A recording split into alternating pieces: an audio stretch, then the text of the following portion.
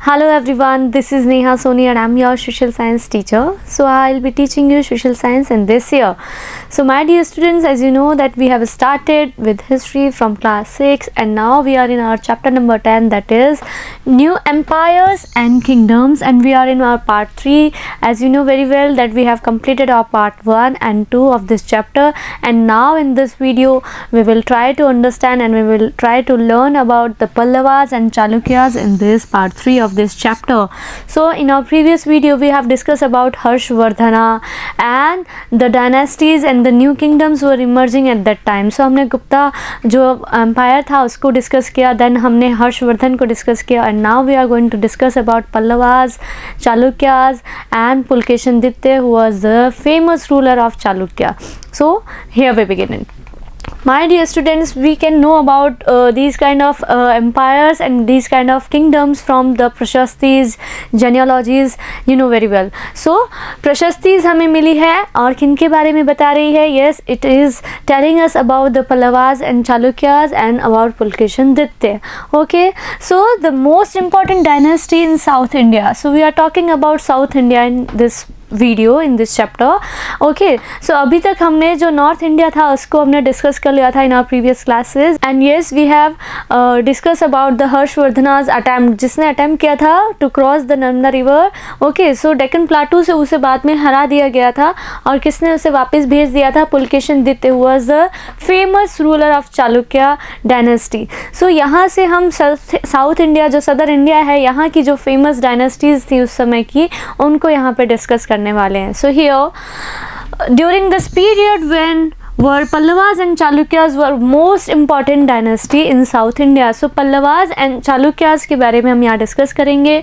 So Chalukyas का जो आप एरिया देख सकते हो वो यहाँ पे है एंड पल्लवास का एरियाज यहाँ पे है. ओके, सो यहाँ से हमने पहले भी डिस्कस किया था जो कावेरी का जो डेल्टा है, राइट, और हमने यहाँ पे और भी डिस्कस किए थे. So from these kind of things Kanchipuram जो कैपिटल है पल्लवास की और इधर जो एहोल है जो कैपिटल रही है चालुक्यास की, उसकी जो फेमस क्या चीज़ें थी जो ऐसी एहोल के लिए फेमस बनाती है एहोल को, because it was a major cultural religious center that time. So बहुत ही इंपॉर्टेंट सिटी थी चालुक्यास के लिए, और चालुक्यास के जो फेमस रूलर रहे हैं Pulakeshinaditya, we will talk about him. Okay, so yes, the most important dynasties were Pallavas and Chalukyas, and you know the areas of Pallavas and Chalukyas in this map. जो Chalukyas का areas है ये आप यहाँ से देख सकते हो. Okay, and जो Pallavas का area है it is here. Clear class? Next is so the kingdom of Pallavas extending from the areas around their capital Kanchipuram. Yes, we have discussed about it. Kanchipuram के बारे में हमने डिस्कस किया था हमारी प्रीवियस क्लासेस में भी. जो कांचीपुरम है it was the capital of Pallavas. Okay, so you can see in this map, I will zoom it for you. So उनका जो एरिया था from Kanchipuram, okay, and to the delta of the river Kaveri, जो Kaveri river जो अपना delta बनाती है south India का, यहाँ तक इसका एरिया था. किसका एरिया था? The areas of Pallavas were extended from these cities. Okay, so Kanchipuram से लेके आपका जो एरिया बन रहा है वो ये है. इन पिंक एरिया में आप ये देख सकते हो ये जो एरिया है ये पल्लवास की टेरिटरी है. Okay, and the capital city is Kanchi. Okay, so Kanchipuram, Kanchi जिसे हम अभी कह रहे हैं, सो कांचीपुरम ये इसकी यहाँ पे कैपिटल रही है, और इसकी करंट बाउंड्रीज जो है वो आप यहाँ से देख सकते हो. ये जो बाउंड्रीज है ये रहा है पल्लवास का एरिया. क्लियर? इधर आप देख सकते हो जो कृष्णा रिवर है, कृष्णा रिवर, और इधर यहाँ पे एक रिवर और है तुंगभद्रा रिवर.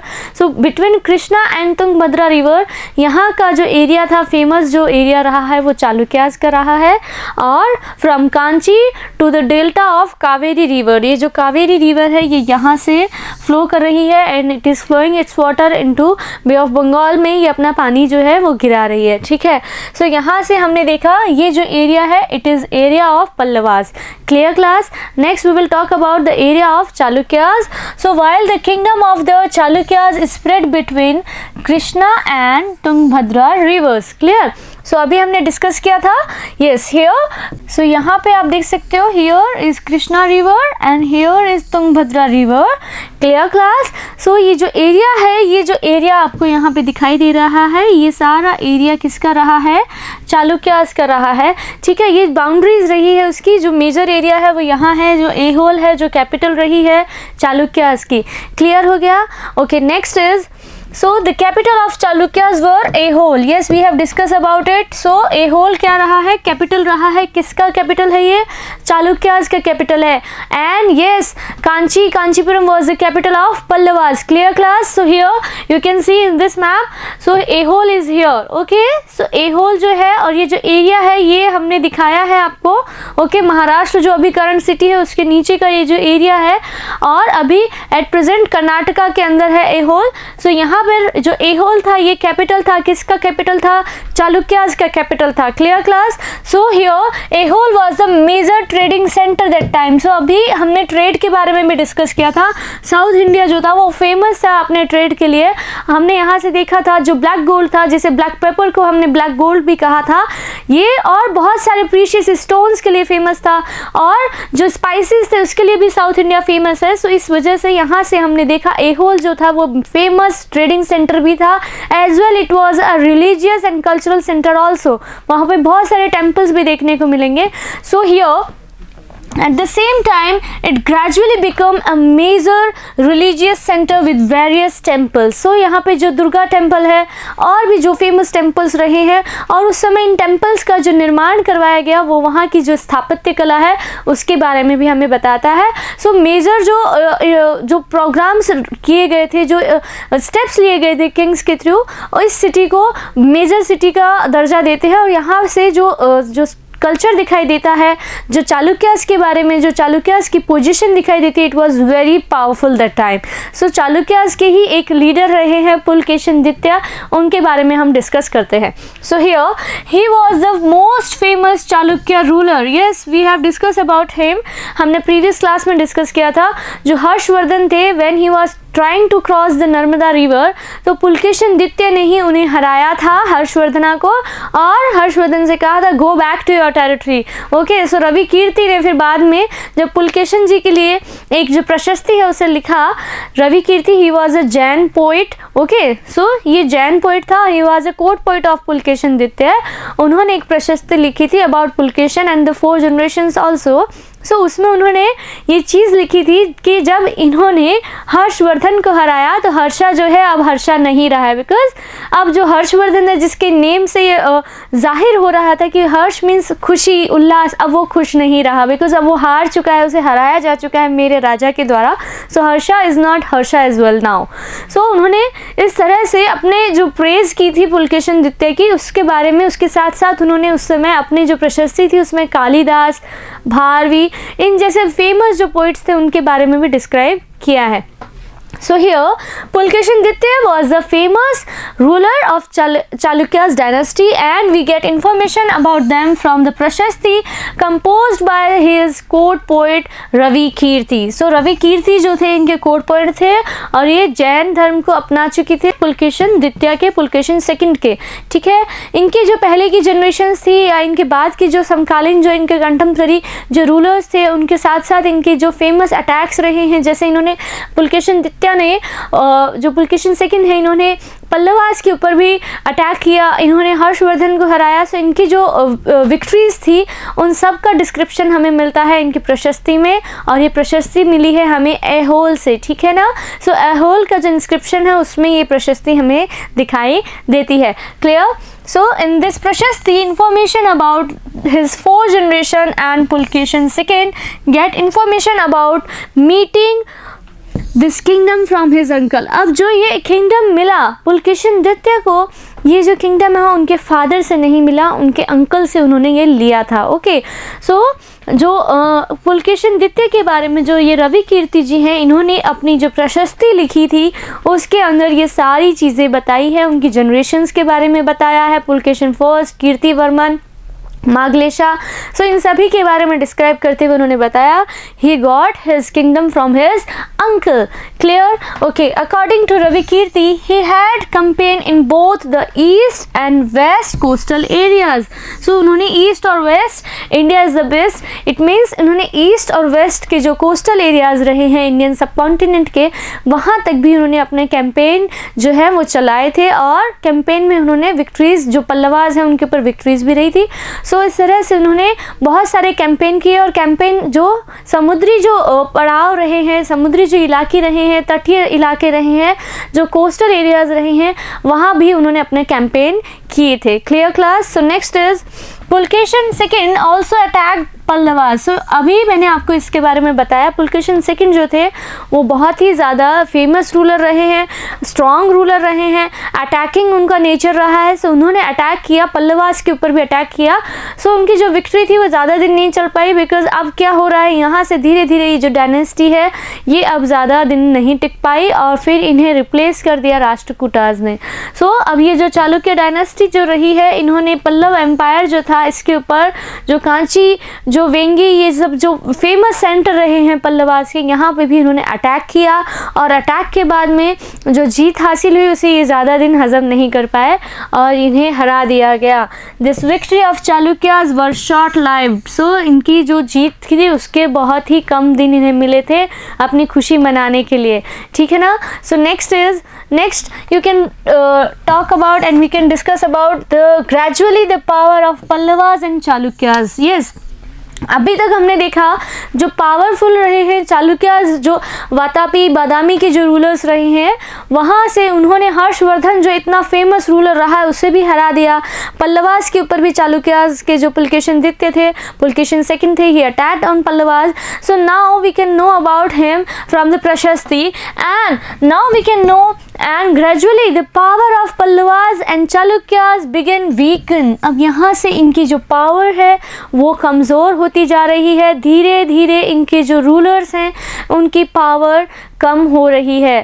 सो अब पावर कम होगी तो जो दूसरे लोग हैं, जो दूसरे रूलर्स हैं आपके नियर बाय एरियाज़ की, वे अब खड़े होने लगेंगे और इन्हें रिप्लेस कर देंगे। So here eventually the Rashtrakutas and the Chola dynasty ended their power, और उन्होंने इनका एंड कर दिया, इनकी पावर को मिटा के इनके साम्राज्य का अंत किया गया। किसके थ्रू किया गया? राष्ट्रकूटास ने यहाँ पे रूल किया है। देखो आप यहाँ से, एंड चोलाज, यस, आपके favourite Chera, Cholas and Pandyas. So यहाँ से जो चोलाज थे उन्होंने इन्हें पल्लवास को रिप्लेस कर दिया है, और राष्ट्रकूटाज ने रिप्लेस किया है चालुक्याज को। सो क्लियर हो गया। सो इस तरह से एक फेमस डायनेस्टीज, जो किंगडम्स जो हमने डिस्कस किए, एम्पायर्स जो हमने डिस्कस किए, अब यहाँ से दूसरे किंगडम्स यहाँ पे हमने देखने को मिलेंगे। We will discuss about Chalukyas, हमने यहाँ पर डिस्कस किया राष्ट्रकूटाज, और चेरा, चोलाज एंड पांड्याज के बारे में भी हम डिस्कस करेंगे हमारे चैप्टर्स में। क्लियर? सो अब हम यहाँ से देखते हैं इनका एडमिनिस्ट्रेशन कैसा था, इनका सिस्टम कैसा था, किस अकॉर्डिंग ये गवर्न कर रहे थे, क्या इनकी पॉलिसीज़ रही हैं, हाउ टू गवर्न। ओके, सो कैसे ये रूल कर रहे थे, इनकी आर्मी का क्या मैनेजमेंट था, इनका टैक्स के लिए क्या मैनेजमेंट था, किस अकॉर्डिंग इन्होंने इतना बड़ा जो किंगडम है उसे रूल किया। So here for these kings also land tax was important as before. Yes, we have discuss about the land tax, it was very important that time, and yes as before, जैसे पहले ही important था वैसे ही अभी भी इन Kings के लिए land tax जो था वो बहुत ही ज़्यादा वैल्यू रखता था। बिकॉज आपका जो फेमस, आपका जो मेन जो इम्पॉर्टेंट वर्क था उस समय वो यही था कि yes, people were doing agriculture, farming. So उन्हें सबसे ज़्यादा फार्मिंग करने से ही पैसा मिल रहा था, और फार्मिंग से ही उन्हें सबसे ज़्यादा टैक्स मिल सकता था। So the land tax was very important that time. Clear class? Okay, so इस तरह से अभी भी उनका मेन जो टैक्स आ रहा था मुख्यतः वो किससे आ रहा था? एग्रीकल्चर से उन्हें जो है टैक्स मिल रहा था। Clear? So next, the primary unit of administration was village. Yes, जो आपके गांव हैं वे आपके गांव जो है प्रशासन की सबसे छोटी इकाई या प्राइमरी इकाई या प्राथमिक इकाई माने जा रहे थे। The primary unit of administration was village. गांव को इतनी इंपॉर्टेंस दी गई थी, जो प्राइमरी यूनिट बनाया गया एडमिनिस्ट्रेशन का, गांव आगे बढ़ेंगे तो शहर आगे बढ़ेंगे। सो उनका फोकस था गाँव पे भी पूरा फोकस किया उन्होंने। The king took many steps to garner the support of people having economic, social, political and military power. So इस तरह से उन्होंने socially, economically, religiously and military की जो पावर है, जो लोगों को इस तरह से सभी तरह की सुरक्षा मुहैया करवाई थी, उन्होंने इस तरह से प्रोवाइड करवाया था ताकि उनका जो गांव है, उनके जो शहर है, वो एक अच्छे से प्रॉस्परस, फ्लरिश हो सके। सो इस तरह से एडमिनिस्ट्रेशन बहुत अच्छा था उनका, और कुछ कुछ पॉलिसीज ऐसी भी थी जिसका कुछ दूसरे लोगों ने फ़ायदा भी उठा लिया। We will discuss about it. So उन्होंने सोशली, पॉलिटिकली और मिलिट्री पावर को इन्हेंस करने के लिए क्या किया, क्या स्टेप्स उठाए, हम यहाँ पे डिस्कस कर लेते हैं। Some important terms become hereditary. So अब यहाँ से क्या होता है, हमने इसके बारे में पहले भी डिस्कस किया है। सो अब कुछ इम्पॉर्टेंट टर्म्स जो थी वो हेरिडिटरी बन गई थी, मीन्स वंशानुगत होती जा रही थी, ठीक है। सो यहाँ से for an example, the poet Harisena was Mahadanda Nayak like his father. जो पोइट है हरिसेना, ये अपने फादर, इनके फादर जो थे महादंड नायक थे उस समय। सो जब फादर की डेथ होती है उसके बाद में इन्हें भी महादंड नायक जो है वो बना दिया जाता है, ठीक है। सो इस तरह से क्वालिटीज़ मैटर नहीं कर रही है, ये पोस्ट जो है हेरिडिटरी बन रही है। टर्म्स जो है आगे से आगे एक पीढ़ी के, मीन्स जो सरपंच है या फिर जो हमने पहले भी डिस्कस किए जो फेमस लोग हैं ना, उन्हीं की जनरेशन आगे से आगे वही चीज़ों के जो पोस्ट है उसे एक्सेप्ट कर लेती है। सो इसी तरह से हरिसेन को भी एक पोस्ट दी गई थी, उनके फादर की पोस्ट उन्हें वापस मिल गई थी, महादंड नायक की पोस्ट उन्हें मिल रखी थी। एट टाइम उन्होंने बहुत सारी पोस्ट भी मल्टी टास्किंग थे वो, बिकॉज उन्हें क्या करना पड़ा था, बहुत सारे अदर टास्क और अदर पोस्ट की जो वर्क है ना, अदर चार्जेस भी दिए हुए थे। जैसे अभी होता है ना, कई बार अधिकारी जो हैं या ऑफिसर्स जो हैं उनकी शॉर्टेज होती है तो फिर उन्हें अतिरिक्त कार्यभार दिया जाता है, चार्ज दिया जाता है। सो इसी तरह से उनके पास में सेम टाइम पे बहुत सारे काम करने को थे। सो बहुत सारी पोस्ट वो हैंडल कर रहे थे, मल्टीपल पोजीशंस थी उनके पास में। So sometimes this same person had multiple position like Harisena. So we will discuss about Harisen. हमने हरिसेन को यहाँ पे बहुत अच्छे से डिस्कस किया है। सो हरिसेन के पास में एक साथ में बहुत सारे काम थे, फ्री नहीं थे वो। महादंड नायक के रूप में उन्हें महादंड नायक का काम करना है, और कौन कौन सी पोस्ट थी उनके पास में वो देख लेते हैं।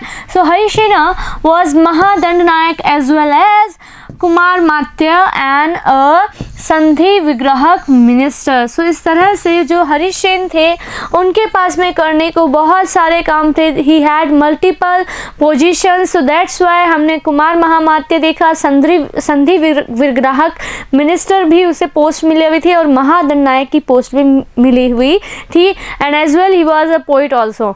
सो इसी तरह से एक व्यक्ति के पास में बहुत सारी पोजीशंस देखने को मिल रही थी उनके एडमिनिस्ट्रेशन सिस्टम में, ठीक है। सो यहाँ से आगे देखते हैं क्या होता है। Possibly the local administration was dominated by prominent person. So अब जो लोकल एडमिनिस्ट्रेशन था, जो स्थानीय रूप से प्रशासन को जो हैंडल कर रहे थे, वो कुछ फेमस प्रोमिनेंट पर्सन थे जो इस तरह के प्रशासन को हैंडल करने में सहायता कर रहे थे। क्लियर। अब देखते हैं आगे क्या होता है। These people included नगर श्रेष्ठी। सो इनमें से कुछ लोगों को कुछ पद दिए गए थे, कुछ पोस्ट दी गई थी, नगर श्रेष्ठी बनाया गया था कुछ को, बिकॉज वो कौन थे, जो चीफ बैंकर थे, जो मर्चेंट्स थे, उन्हें ये पोस्ट दी गई थी। Yes, you are Nagar Shreshthi, you are doing as a banker, as a chief banker you are, so as a merchant. So जो भी चीफ मर्चेंट है, जो भी चीफ बैंकर है, उसे एक पोस्ट दी गई है, उसका नाम है Nagar Shreshthi. Clear class. Okay, next post क्या दी गई थी, सार्थवाह। सो सार्थवाह किसे कहा गया था, जो लीडर था, leader of convoy of merchants, जो मर्चेंट्स का लीडर रहा है, कन्वॉय ऑफ मर्चेंट्स का लीडर है, उसे सार्थवाह कहा गया था। नेक्स्ट, प्रथम कुलिक। सो अब ये थर्ड पोस्ट रही है। फर्स्ट पोस्ट देखी है नगर श्रेष्ठी, देन सेकंड हमने पढ़ा है सार्थवाह, and third is Pratham Kulik. So he was a chief craft person और यू कैन से क्राफ्टमैन, जो बहुत सारी क्राफ्ट की नॉलेज रखता हो, जो इंटेलेक्चुअल हो about their craft, about their work. So उसे क्या बनाया गया था, प्रथम कुलिक बनाया गया था, जो चीफ क्राफ्ट पर्सन था, जो चीफ क्राफ्ट मैन था उसे प्रथम कुलिक बनाया गया। And yes, I am talking about last but not the least, Kayas. So जो चीफ थे, किनके, क्लर्क्स के जो चीफ रहे हैं, मीन्स आपके जो काम कर रहे हैं बाबूजी, ओके, जो क्लर्क बाबू है ना, उनके भी चीफ जो है, हेड ऑफ द डिपार्टमेंट जो क्लर्क हैं, उनके चीफ को क्या कहा गया है, कायस्थ कहा गया है। सो इस तरह से ये फॉर्मेशन देखने को मिल रहा है हमें, और इस तरह से लोगों को पोस्ट दी गई थी, और फिर क्या होगा, ये पोस्ट बाद में हेरिडिटरी बनती जाएंगी। क्लियर हो रहा है आपको? सो इस तरह से आप देखेंगे सोसाइटी में इस तरह की पोस्ट जो है देखने को मिल रही थी। Clear? Next, their policies were very effective. अब क्या है, इनकी पॉलिसीज़ इफ़ेक्टिव तो बहुत अच्छी थी, बहुत ही शानदार इफ़ेक्टिव तरीके से अपने जो एरिया था, जो अपनी टेरिटरी थी, उसे रूल कर रहे थे। इतना बड़ा एरिया है, ईजियर टास्क नहीं है उसे रूल करना, उसे अपने एरिया को बनाए रखना। So this policies were very effective, but at the same time some people being very powerful। अब क्या होगा, आप जो है लोगों को, आप देखेंगे अभी आगे जो आर्मी है उसे कैसे डील कर रहे हैं यहाँ के किंग्स क्या कर रहे थे, जिससे भी कभी कुछ जो लीडर है, जो आपकी सेनापति है, जो चीफ है, सो अगर उसने कुछ अच्छा काम किया है तो उसे क्या कर, या फिर कोई जनरल्स है तो उन्हें क्या कर रहे थे, किंग्स क्या कर रहे थे, उन्हें रेगुलर सैलरी ना देके उसे लैंड दे रहे थे। ठीक है, अब आप बताइए एक राजा को क्या चाहिए, राजा को सबसे पहले प्रॉपर्टी चाहिए, लैंड चाहिए, तो राजा बनने लगेंगे ना, जिसके पास ज़्यादा से राजा से ज़मीनें लेते जाएंगे और फिर अपना खुद का एक एरिया बना देंगे। सो इस तरह से कुछ लोगों को कुछ चांसेस मिल रहे थे, छोटे छोटे, वो कहते हैं ना बीच बीच में आके उन्होंने अपनी पावर दिखाई, और फिर they used to establish themselves on independent states। so अब उन्होंने क्या किया, so their policies were effective, but at the same time some people being very powerful used to establish their own independent states। so अब इन्होंने क्या किया, अपने खुद के स्टेट, अपने खुद के राज्य घोषित कर दिए। अब मेरे पास पावर आ गई है, ज़मीन आ गई है, इतना बड़ा एरिया मुझे मिल गया, ठीक है, मैं अपने आप को इंडिपेंडेंट डिक्लेयर कर दूंगा। सो इस तरह की भी घटनाएं जो हैं, इस तरह की भी जो सिचुएशंस हैं वो यहाँ पे देखने को मिलती हैं, और धीरे धीरे इसी तरह से ये डिक्लाइन होता गया। ये जो डायनेस्टीज़ थी पल्लवास और चालुक्यास की, बिकॉज इनका एडमिनिस्ट्रेशन की पॉलिसीज़ बहुत इफ़ेक्टिव थी, ठीक है, बहुत अच्छी थी, लेकिन उनमें से ही कुछ ऐसी पॉलिसीज़ का नाजायज़ फ़ायदा उठा लिया गया, या फिर कुछ लोग ऐसे थे जो धीरे धीरे पावरफुल बनते गए, और पावरफुल बनने के बाद में they declare themselves as a independent. Okay, so अब उन्होंने अपने आप को इंडिपेंडेंट स्टेट जो है डिक्लेयर कर दिया था, और वहाँ से वो रूल करने लग गए थे। सो इस तरह से कुछ लोग जो हैं वो अपने आप को इंडिपेंडेंट बता चुके थे, और दे आर रूलिंग देमसेल्फ। सो इस तरह से उनका खुद का एक एरिया हो गया था, और they declare themselves as a independent state. So अब यहाँ से अलग अलग राज्य बनने शुरू हो चुके थे। क्लियर? सो अब यहाँ से देखते हैं कि आर्मी में क्या न्यू था, न्यू क्या था, what is new in their army. So we will discuss about it. A well organised army was maintained by the kings। so well organized थी, इसका मतलब क्या है, शानदार रही होगी, हाथी घोड़े पाल की सब रहे होंगे, राइट। so इस तरह से उन्होंने बहुत ही अच्छे से मैनेज कर रखा था, आपको क्या करना है, सबकी ड्यूटीज़ जो थी वो डिसाइडेड थी। ओके, सब कुछ बहुत ही अच्छे से ऑर्गेनाइज किया जा रहा था। आगे देखते होता क्या है। so maintained by the king consisting of elephants, chariots, cavalry and foot soldiers who assisted the king as needed। जो राजा की सहायता कर रहे थे जब भी आवश्यकता हो, as needed they are assisting king. So इस तरह से हाथी घोड़े सवार, पैदल यात्री, पैदल सिपाही जो थे, और जो सोल्जर्स जो युद्ध लड़ रहे थे हॉर्सेस पे बैठ के, ये सारे जब भी इनकी आवश्यकता होती थी ये हेल्प करते थे किंग को, when they are needed. Okay, so अब उनकी जब भी ज़रूरत पड़ेगी सो ये लोग हेल्प करेंगे राजा को। Okay, so consisting of elephants, chariots, cavalry and foot soldiers who assisted the king as needed. Clear? So next is these generals. अब हम जनरल्स की अगर बात करें, जो जनरल्स रहे हैं, generals are not given regular salary. Yes, I have discuss with you, जो अभी हमने डिस्कस किया, यहाँ से एक सैलरी का जो पहले हमने देखे थे चेंजेस क्या आ रहे हैं। देखो चेंजेस ये हैं, जब भी ज़रूरत पड़ती है तब इन सेनापति को, ये जो एलिफेंट्स है, चैरियट्स है, फुट सोल्जर्स हैं, कैवलरी है, इन सबको बुलाया जा रहा था। प्लस इनके जो जनरल्स हैं इन्हें रेगुलर सैलरी नहीं दी जा रही थी, बिकॉज रेगुलर आपसे काम ही नहीं ले रहे हैं तो रेगुलर सैलरी किस बात की। सो इस तरह से इन्हें रेगुलर सैलरी नहीं दी जा रही थी। And king used to give land donation to some in return for their service, और कई बार किंग क्या करता था, पैसे नहीं देता था, उन्हें लैंड दे देते थे, ज़मीन दे देते थे कि ठीक है ये इतना ज़मीन आपको, आपकी सर्विस की बदौलत आपको मैं इतना एरिया देता हूँ। अब क्या होगा, धीरे धीरे ये land owners large land owners बनने लगेंगे, राइट। और धीरे धीरे शायद इन्हीं में से कुछ ऐसा हुआ जिन्होंने अपने आप को इंडिपेंडेंट डिक्लेयर कर दिया, बिकॉज अब आपके पास में लैंड है, प्रॉपर्टी है, टैक्स आप वहाँ से ले सकते हो, एग्रीकल्चर फील्ड आपको मिल गए आपके एरिया में एज ए गिफ्ट, आप वहाँ पे एग्रीकल्चर करवा रहे हो, फार्मिंग करवा रहे हो, फार्मर्स जो आपके लिए वर्क कर रहे हैं। सो अब पावरफुल तो आप बन ही जाएंगे। और देन जो पावरफुल बनते जा रहे थे उनमें से कुछ ने अपने आप को इंडिपेंडेंट डिक्लेयर कर दिया था। सो ऐसे ही किंग्स क्या कर रहे थे, किंग्स जो स्टेप्स तो अच्छे ले रहे थे, मीन्स आपसे रेगुलर अगर सेना जो है आराम कर रही है, 9 महीने 10 महीने किसी से युद्ध नहीं करना पड़ा, तो किस बात की सैलरी। लेकिन उन्होंने ये सोचा सैलरी ना देकर हम इन्हें ज़मीन दे देते हैं। तो उन्होंने क्या किया, ज़मीनें as a gift, as a उनके सर्विस के बदौलत, सर्विस के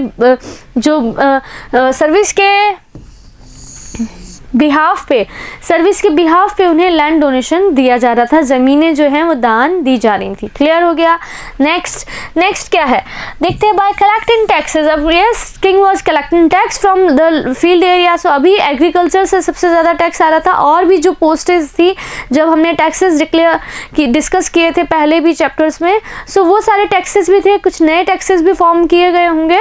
और यहाँ से जो टैक्स कलेक्ट हो रहा था from this land, they used to take care of the army and horses. अब जो टैक्स कलेक्ट किया जा रहा था इन ज़मीनों से, उस टैक्स का क्या यूज़ किया जा रहा था, ये जो टैक्स था it was using to take care of army and horses. जो घोड़े हैं, जो आर्मी है, उनकी देखभाल के लिए, उन्हें फूड, उनकी सर्विसेज के लिए, जो उन्हें रेगुलर सैलरी ना देके उन्हें उनके भरण पोषण के लिए जो चीज़ें हैं उनके टेक केयर करने के लिए, ये सारी जो टैक्स है, ये जो टैक्स वसूला जाता था उस ज़मीन से, वो इस तरह से यूज़ कर रहे थे। सो ये क्लियर हो गया, उनका एडमिनिस्ट्रेशन हमने देख लिया। And we have discuss about जो आर्मीज़ में क्या हो रहा था। आगे देखते हैं आगे क्या हो रहा था। अब क्या होगा जब आपको इस तरह से ज़मीनें मिलने लगेंगी, तो मैंने बताया कुछ ज़मीनों से टैक्स वसूल करने के लिए कुछ जो हमने पहले भी डिस्कस किए थे, कुछ ऑफिसर्स अपॉइंट करने होंगे। सो यहाँ पे जो सदर्न इंडिया है, यहाँ पे कुछ ऑफिसर्स अपॉइंट किए गए थे, उन्हें सामंत कहा गया है। So yes, such persons were called Samanta. So Samanta हमने डिस्कस कर लिया है। Wherever the rulers were weak, जब भी कोई रूलर्स वीक हो जाते थे, अपने लगने लग जाता था ना सामंत को कि ये जो राजा है अब इसकी जो पोजीशन है ये वीक हो गई है और अब इसकी पावर्स जो है वो ख़त्म होती जा रही है, कम होती जा रही है, वीक होता जा रहा है। सो अब क्या है, अब ये चांस है, ये अपॉर्चुनिटी है to declare myself as a own independent ruler. So इस तरह से कुछ जो सामंत थे उन्होंने अपने आप को एज ए इंडिपेंडेंट डिक्लेयर कर दिया। सो wherever the rulers were weak, the Samanta tried to declare themselves independent. So जो रूलर्स रहे हैं, जब भी अगर उनमें से कोई रूलर जो है वो वीक होता था, तो जो सामंत हैं वे अपने आप को क्या डिक्लेयर कर देते थे, वे अपने आप को इंडिपेंडेंट डिक्लेयर कर देते थे। बिकॉज अब उन्हें छूट मिल गई है, अब उन्हें क्या है, राजा तो कुछ कर ही नहीं पाएगा बिकॉज इसकी जो पावर्स है ये वीक होती जा रही है। सो अब क्या है, अब ये चांस है, ये गोल्डन अपॉर्चुनिटी है मेरे लिए कि मैं अब यहाँ से अपने आप को पावरफुल डिक्लेयर कर सकता हूँ। सो इस तरह से जो सामंतवादी जो सिस्टम देखने को मिल रहा है, यहाँ से हमें इसको बहुत ही अच्छे से समझना होगा। एक तो ये क्या कर रहे थे, ये जो है इनका बहुत ही ज़्यादा इफ़ेक्ट पड़ रहा था सोसाइटी पे। सामंत जो थे, सामंतवादी, आगे हम इसको डिस्कस करेंगे, और बहुत ही खतरनाक बन गई थी कई बार इनकी जो सिचुएशन थी, इनके थ्रू ये इतना ज़्यादा रूल कर रहे थे, इतने मतलब इनकी शार्प माइंडेड ये लोग थे कि ये लोग राजा को भी हरा चुके थे, और कई बार इन्होंने जो जनता है, जो निर्दोष जनता है, उसे भी परेशान किया था। इस तरह से कई बार जो टैक्स है उसे भी इरेगुलर वे में कलेक्ट कर रहे थे, परेशान कर रहे थे। सो इस तरह से ये जो चालुक्यास और जो पल्लवास की जो डायनेस्टी है उसका एंड हो गया, और जो राष्ट्रकूटास हैं और जो चोलाज हैं अब उन्होंने इनकी पावर को, इनके रूल को पूरी तरह से एंड करके, यहाँ से हमने देखा पल्लवाज और चालुक्याज के जो एरिया था, कैसा उनका एडमिनिस्ट्रेशन था. Yes, we have discuss about Pulakeshin Dwitiya, Pulakeshin second in this chapter. Yes, who have defeated Harshavardhana. हमने देखा हर्षवर्धन को उसने डिफीट किया था नर्मदा रिवर से, जब वो क्रॉस करके डेक्कन प्लाटू की तरफ आने चाह रहे थे. सो वहाँ से हर्षवर्धन को स्टॉप किया गया by Pulakeshin second. So Pulkeshin II was a famous ruler of Chalukya dynasty.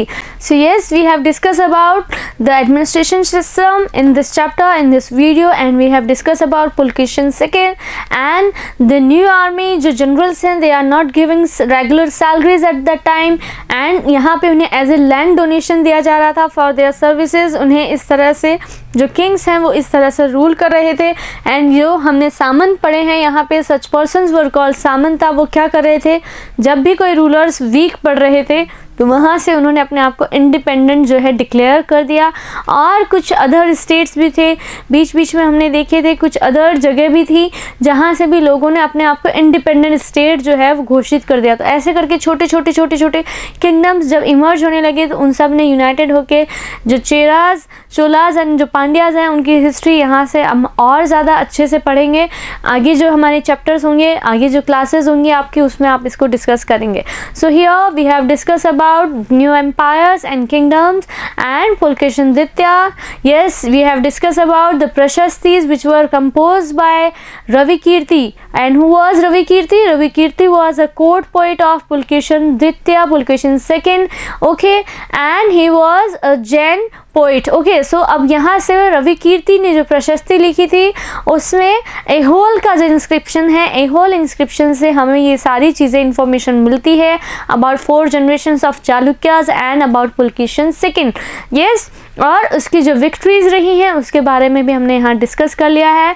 So here we have completed this part of this chapter and we will discuss more things from this chapter in our next classes. Okay, so till then, take care of your health and studies. Good day, my dear students.